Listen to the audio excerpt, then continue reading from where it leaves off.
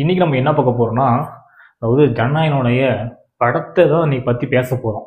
ஏன்னா அந்த படம் வந்து பார்த்தீங்கன்னு வச்சுக்கோங்க, இதுக்கு முன்னாடி நம்ம தளபதி நடிக்கிற படம்லாம் வந்து பாட்டுலாம் வந்து வேற லெவலா இருக்கும். பார்த்தீங்கன்னா வச்சுக்கோங்க 10 மில்லியன் வந்து 20 மில்லியன் கிட்டத்தட்ட வியூஸ்லாம் போயிட்டுருக்கும்.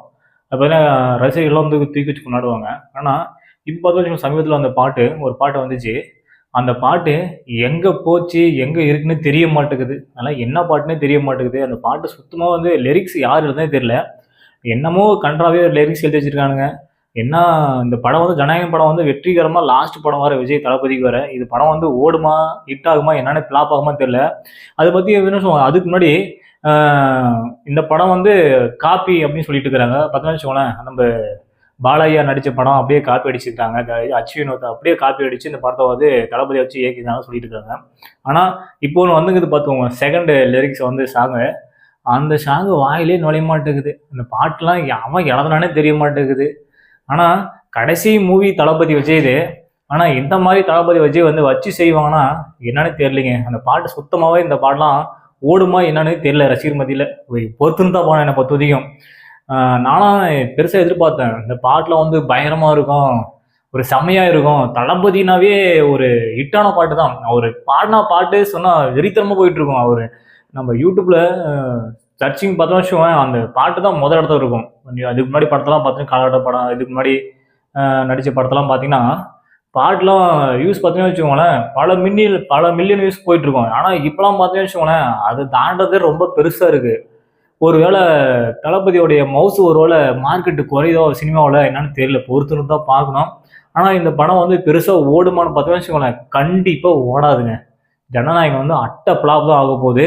அது பார்த்தீங்கன்னு வச்சுக்கோங்களேன், இந்த படத்துக்கு வர 225 கோடி அவருக்கு வேற, தளபதி விஜய்க்கு வேற 225 கோடி. இன்னைக்கு பரப்புரை கூட்டம் வந்து பார்த்தீங்கன்னா ஈரோடு நடந்துட்டு இருக்கு. அது பார்த்தீங்கன்னு வச்சுக்கோங்களேன், சரியான கிட்டத்தட்ட 11 மணிலேருந்து 1 மணி வரைக்கும் அந்த பரப்புரை கூட்டம் நடந்துட்டு இருக்கு. பார்த்தீங்கன்னா அதில் செம்ம கூட்டம், சும்மா தாறுமாறா போயிட்டு இருக்கு.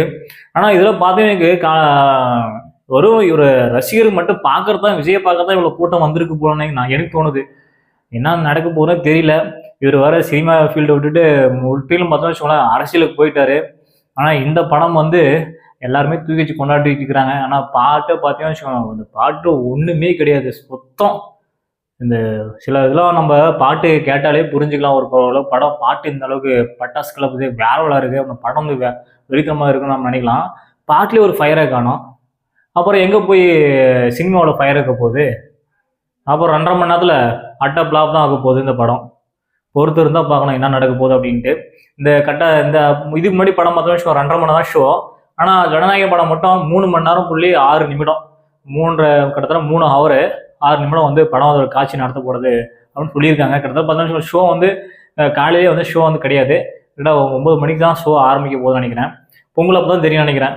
பொங்கல் ஜனநாயகம் வந்து பொங்க போதா இல்லை பொங்காமல் அப்படியே அவிஞ்சு போதா அப்படிங்கிறத நம்ம பொறுத்திருந்து தான் பார்க்கணும்.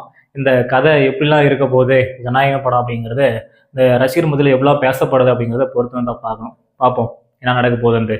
ஜனநாயகன் வந்து எப்படி சொல்கிறோம்னு வச்சுக்கோங்க, வெல்லுதா இல்லை மண்ணை கவுதா அப்படிங்கிறது தான் நீங்கள் கொடுக்குற அந்த ஓட்டில் தான் இருக்க போகுதுன்னு நினைக்கிறேன். இந்த படத்தோடைய ஓட்டில் தான் சிஎம் ஆக போகிறதும் இந்த படம் வந்து ஹிட் ஆக போகிறதும் இருக்குன்னு நினைக்க போகிறேன்.